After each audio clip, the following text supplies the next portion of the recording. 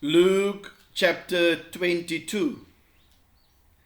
Now the feast of unleavened bread, called the Passover, was approaching. And the chief priests and the teachers of the law were looking for some way to get rid of Jesus, for they were afraid of the people. Then Satan entered Judas, called Iscariot, one of the 12. And Judas went to the chief priests and the officers of the temple guard and discussed with them how he might betray Jesus. They were delighted and agreed to give him money. He consented and watched for an opportunity to hand Jesus over to them when no crowd was present. Then came the day of unleavened bread, on which the Passover lamb had to be sacrificed. Jesus sent Peter and John, saying, "Go and make preparations for us to eat the Passover." "Where do you want us to prepare for it?" they asked. He replied, "As you enter the city, a man carrying a jar of water will meet you. Follow him to the house that he enters, and say to the owner of the house, 'The teacher asks, where is the guest room where I may eat the Passover with my disciples?' He will show you a large upper room, all furnished. Make preparations there." They left and found things just as Jesus had told them. So they prepared the Passover. When the hour came, Jesus and his apostles reclined at the table. And he said to them, "I have eagerly desired to eat this Passover with you before I suffer. For I tell you, I will not eat it again until it finds fulfillment in the kingdom of God."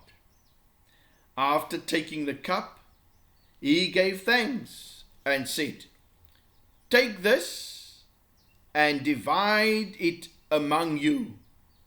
For I tell you, I will not drink again of the fruit of the vine until the kingdom of God comes." And he took bread, gave thanks, and broke it, and gave it to them, saying, "This is my body given for you. Do this in remembrance of me." In the same way, after the supper, he took the cup, saying, "This cup is the new covenant in my blood, which is poured out for you. But the hand of him who is going to betray me is with mine on the table. The Son of Man will go as it has been decreed, but woe to that man who betrays him." They began to question among themselves which of them it might be who would do this. Also a dispute arose among them as to which of them was considered to be greatest. Jesus said to them, "The kings of the Gentiles lord it over them, and those who exercise authority over them call themselves benefactors. But you are not to be like that.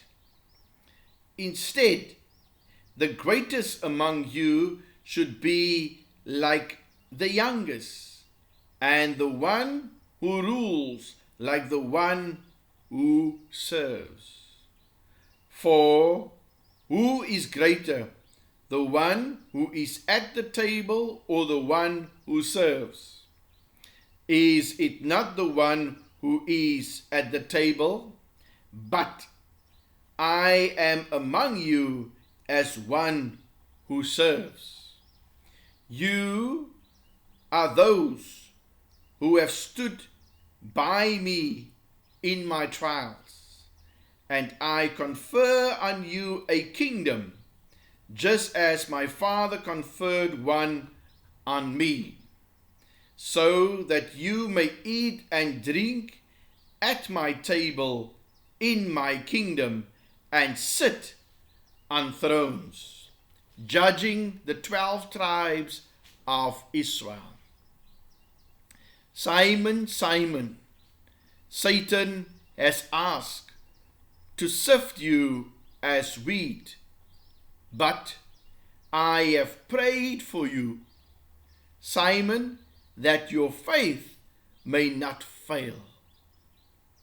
And when you have turned back, strengthen your brothers.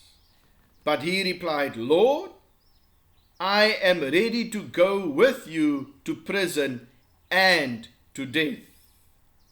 Jesus answered, I tell you, Peter, before the rooster crows today, you will deny 3 times that you know me.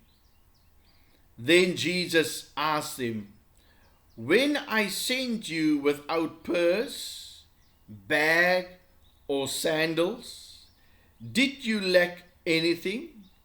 Nothing, they answered. He said to them, but now, if you have a purse, take it, and also a bag. And if you don't have a sword, sell your cloak and buy one. It is written, and he was numbered with the transgressors. And I tell you that this must be fulfilled in me.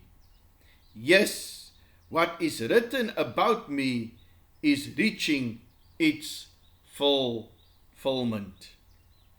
The disciples said, see, Lord, here are 2 swords. That is enough, he replied. Jesus went out as usual to the Mount of Olives, and his disciples followed him. On reaching the place, he said to them, pray that you will not fall into temptation. He withdrew about a stone throw beyond them, knelt down and prayed, Father, if you are willing, take this cup from me, yet not my will, but yours be done. An angel from heaven appeared to him and strengthened him. And being in anguish, he prayed more earnestly, and his sweat was like drops of blood falling to the ground. When he rose from prayer and went back to the disciples, he found them asleep, exhausted from sorrow. Why are you sleeping? He asked them. Get up and pray so that you will not fall into temptation. While he was still speaking, a crowd came up, and the man who was called Judas, one of the 12, was leading them. He approached Jesus to kiss him, but Jesus asked him, Judas, are you betraying the Son of Man with a kiss? When Jesus' followers saw what was going to happen, they said, "Lord, should we strike with our swords?" And one of them struck the servant of the high priest, cutting off his right ear. But Jesus answered, "No more of this." And he touched the man's ear and healed him. Then Jesus said to the chief priests, the officers of the temple guard, and the elders, who had come for him, "Am I leading a rebellion that you have come with swords and clubs? Every day I was with you in the temple courts, and you did not lay a hand on me. But this is your hour when darkness reigns." Then, seizing him, they led him away and took him into the house of the high priest. Peter followed at a distance. But when they had kindled a fire in the middle of the courtyard and had sat down together, Peter sat down with them. A servant girl saw him seated there in the firelight. She looked closely at him and said, "This man was with him." But he denied it. "Woman, I don't know him," he said. A little later, someone else saw him and said, "You also are one of them." "Man, I am not," Peter replied. About an hour later, another asserted, "Certainly this fellow was with him, for he is a Galilean." Peter replied, "Man, I don't know what you are talking about." Just as he was speaking, the rooster crowed. The Lord turned and looked straight at Peter. Then Peter remembered the word the Lord had spoken to him. "Before the rooster crows today, you will disown me 3 times. And he went outside and wept bitterly. The men who were guarding Jesus began mocking and beating him. They blindfolded him and demanded, "Prophesy, who hit you?" And they said many other insulting things to him. At daybreak, the council of the elders of the people, both the chief priests and the teachers of the law, met together. And Jesus was led before them. "If you are the Christ," they said, "tell us." Jesus answered, "If I tell you, you will not believe me. And if I ask you, you would not answer.